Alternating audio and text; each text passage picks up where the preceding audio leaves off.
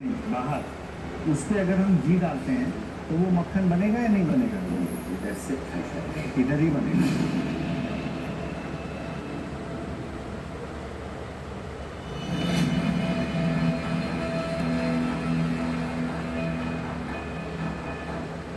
घी से मक्खन बनना अगर सामान्य प्रक्रिया है तो ये कहीं भी हो सकता है। किसी भी शिवलिंग पर एक बार कोशिश करके देखते हैं।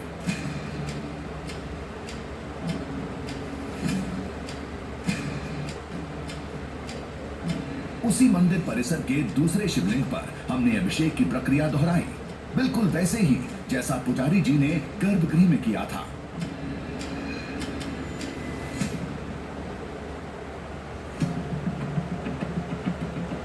ये वही घी था जो हमने अंदर अभिषेक के लिए दिया था, जो बाद में मक्खन बन गया था।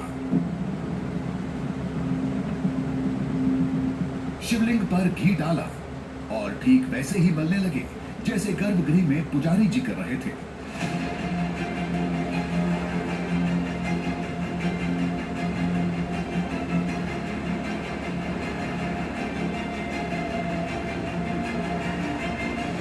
लेकिन यहां घी पिघलकर पूरे शिवलिंग पर फैल गया, जबकि गर्भगृह में इतनी देर में घी से मक्खन बन गया था।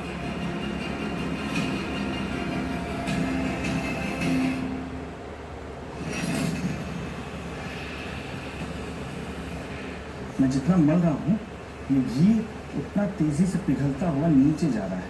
ये मक्खन तो नहीं बन रहा है बल्कि ये और द्रव्य रूप में आता जा रहा है, क्योंकि घर्षण से यानी रिश्ते की वजह से जाहिर तौर पर यहाँ पर तापमान बढ़ रहा है और ये घी पिघलता जा रहा है। मैं फिर भी कोशिश कर रहा हूँ, लगातार हम वही प्रक्रिया दोहरा रहे हैं जो हमने ऊपर देखी थी।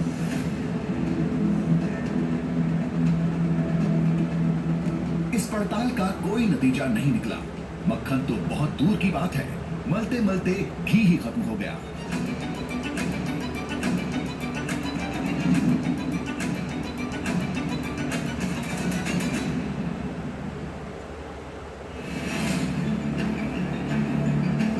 फिर चक्कर क्या है? घी को तेजी से फेंटने से वो मक्खन बन सकता है तो बाहर भी बनना चाहिए था, लेकिन ऐसा नहीं हुआ।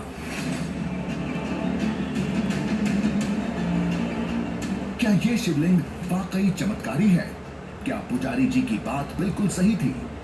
घी से मक्खन केवल इसी शिवलिंग पर बन सकता है, कहीं और नहीं। तो ये किसी और शिवलिंग में अगर हम घी डालें तो वो मक्खन बनता है क्या? सिर्फ इधर 14th सेंचुरी से होगा।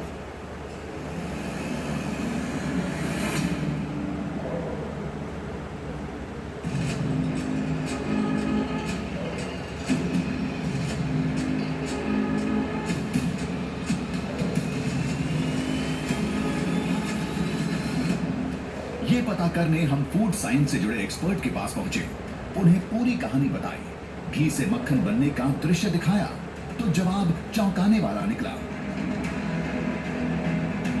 मैंने ये वीडियो देखा, सबसे पहले तो thank you for sharing this video.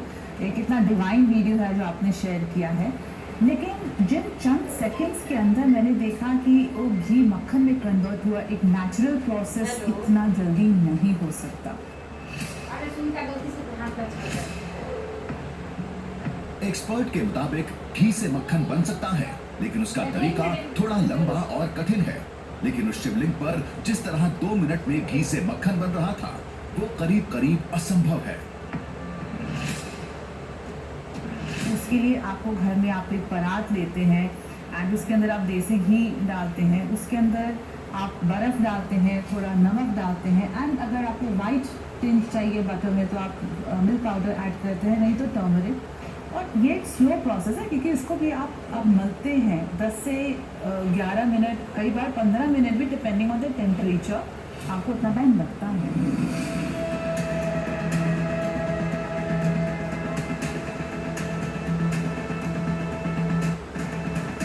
उस मंदिर में ऐसा कुछ नहीं हो रहा था, ना बर्फ ना हल्दी। हाँ, फेंटने के नाम पर हाथ से जरूर मला जा रहा था, लेकिन एक्सपर्ट के मुताबिक केवल इतने से ये बदलाव संभव नहीं।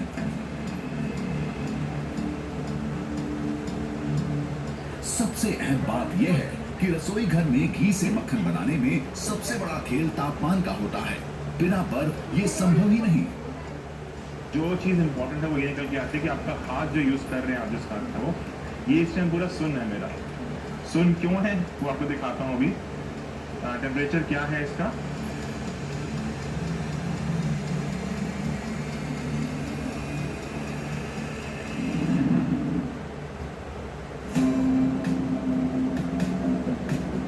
किचन में घी से बने मक्खन को खराब होने से बचाने के लिए फ्रिज में रखना पड़ता है, लेकिन मंदिर का मक्खन हम खुद अपने साथ लेकर आए थे। 7 से 8 दिन बाद भी वो ताजा था। कलर वाइज ऑलमोस्ट दोनों सेम भले लग रहे हैं। हाँ। और धीरे धीरे ये मेल्ट हो रहा है। एग्जैक्टली मेल्ट हो रहा है, प्लस ये खराब हो जाएगा, स्मेल मारता जाएगा तेज से, अच्छा। कि स्मेल बढ़ती बट जाएगी। इसमें तो कोई स्मेल नहीं नहीं, कुछ हफ्ते बाद ट्राई करते हैं, स्मेल नहीं। हमने आज तो ट्राई करा है इसको ऑलमोस्ट 7-8 दिन के बाद, तभी से। और ये बाहर रखा हुआ है, बी कॉशन, ये टेम्परेचर अराउंड 7-4 डिग्री के आसपास है। ये टेम्परेचर रखा हुआ है, बाहर रखा हुआ है 20-22 डिग्री के आसपास। प्रोसेस इसके ये था, तभी सेम का सेम पॉसिबल नहीं लगता इसमें। नहीं।